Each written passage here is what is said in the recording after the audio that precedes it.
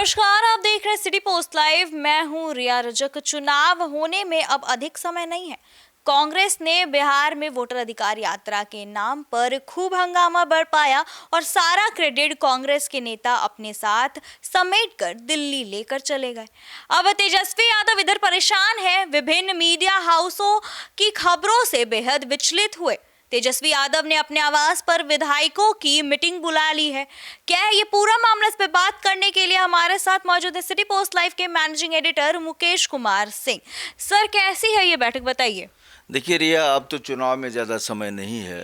अब election commission जो है तिथि की घोषणा करेगी, उसके बाद आचार संहिता लग जाएगी।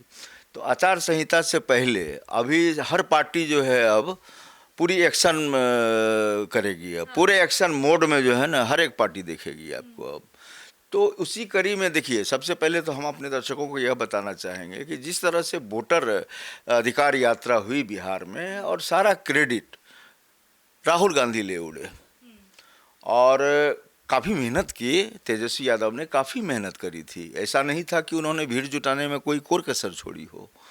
लेकिन राहुल गांधी जिस तरीके से बड़े बड़े नेताओं के साथ आए, जिनकी हमें लगता है कि बिहार कांग्रेस को इस चुनाव के दौरान अगर महागठबंधन की जो बात करें तो सारे दल के जो नेता हैं, और चाहे वाम दल की बात करें या मुकेश सहनी, ये सब सारे साथ में थे। और जो प्रदेश नेतृत्व है बिहार का कांग्रेस का, वो भी था अग्रणी। उनको ये नहीं था कि बैकफुट पर थे, वो अग्रणी वे लोग भी थे। लेकिन जिस तरह से मास्टर प्लान बना करके राहुल गांधी ने पूरी कमान संभाल ली थी। पूरा जो है कहीं एक तरह से तो राहुल गांधी ही वह चेहरा थे जिसके पीछे पीछे सारे नेता थे। तो यह बात यात्रा के दौरान तेजस्वी यादव को समझ में नहीं आई। अब वो परेशान नजर आ रहे हैं। वोटर अधिकार यात्रा के साइड इफेक्ट्स उनको समझ में आ रहे हैं। बिल्कुल रिया जी, अब जो है, अब बैठे हैं घर में, तो अब नेताओं के बीच अपनी पार्टी के जो लीडर्स हैं उनके साथ भी उनकी भी बैठक हुई होगी, कुछ बड़े नेताओं से उनकी बात हुई होगी।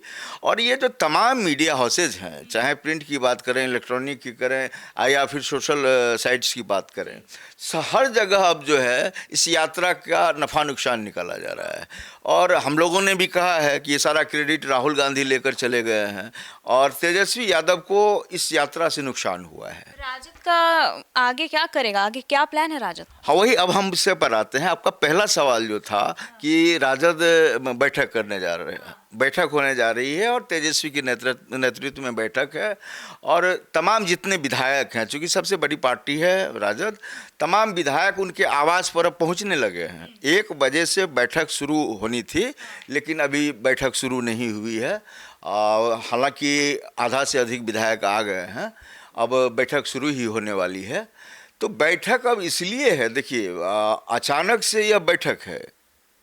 इसको जिस तरह से कहते हैं ना कि पहले से कोई पूर्व योजना नहीं थी, अकबक में ये जो है निर्णय लिया गया कि सारे विधायक आए, आपसे बात करनी है। ये आपात बैठक है। क्या लगता है किन किन मुद्दों पर डिस्कशन होगा बैठक? देखिए, इस बैठक में सबसे बड़ी बात तो यह है कि कांग्रेस ने जो यहाँ पर मुख्यमंत्री का चेहरा नहीं घोषित किया, और तेजस्वी बराबर चाहते रहे कि राहुल गांधी उनके नाम की घोषणा करें, और राहुल गांधी बचते रहे उससे, और बिहार के तमाम नेता तो बचते ही रहे हैं। तो इस बैठक में नफ़ा नुकसान जो है यह देखा जाएगा कि जो वोटर अधिकार यात्रा के दौरान जो ये लोग गए, चूँकि कम इलाके नहीं गए हैं, 110 विधानसभा करीब इन लोगों ने टच किया है, और मिथिलांचल और उत्तर बिहार में बड़ा प्रभाव छोड़ के गए हैं राहुल गांधी। तो इसी नफ़ा नुकसान की चर्चा होगी वहाँ। और जिस तरीके से पहले फ्रंट फुट पर खेल रहे थे तेजस्वी यादव, और अचानक जो है यह पूरा जो है सारा क्रेडिट राहुल गांधी ले गए, सारा खेल चेंज कर दिया, गेम चेंजर बन गए। आप देखिए, राहुल गांधी की यात्रा में बड़े बड़े नेता आए जिनकी कोई ज़रूरत हमारी समझ से नहीं थी। यहाँ बिहार का चुनाव है, ये कोई केंद्र का चुनाव था नहीं।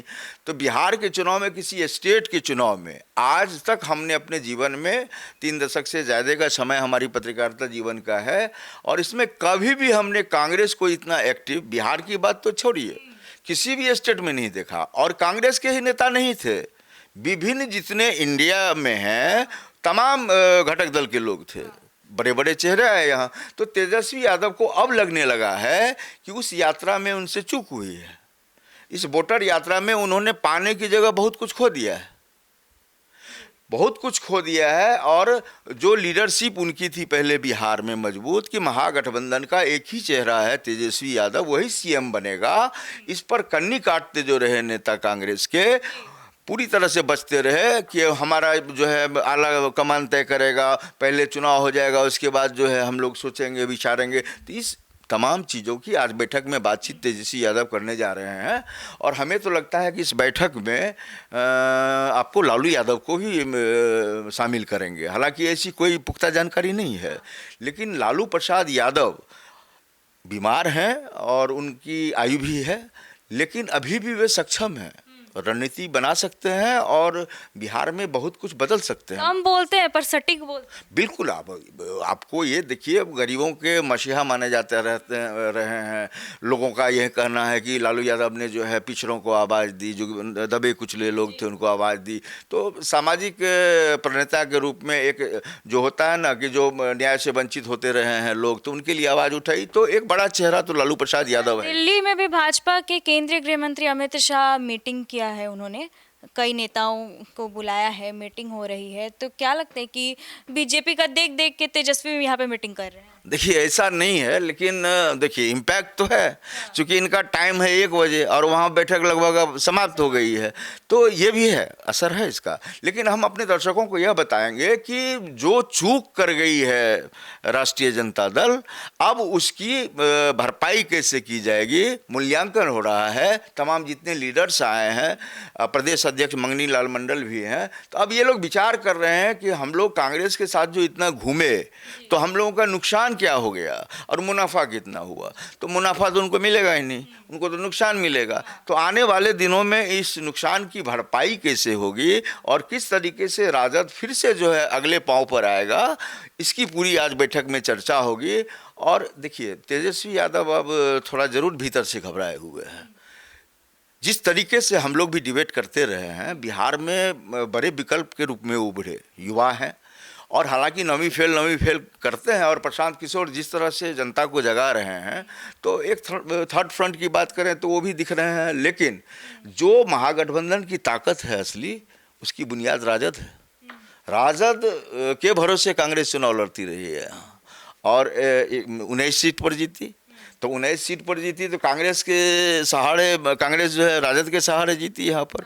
तो कांग्रेस के लिए क्या करना है बिहार में, चूंकि अब आप जान लीजिए बिहार में खेला करेगी कांग्रेस, अब दबाव बनाएगी राजद पर, ठीक ना। तो ये हमारा यह कहना है कि तेजस्वी यादव की, चूंकि अभी देखिए बैठक शुरू हुई है, बैठक में तरह तरह की बातें होंगी।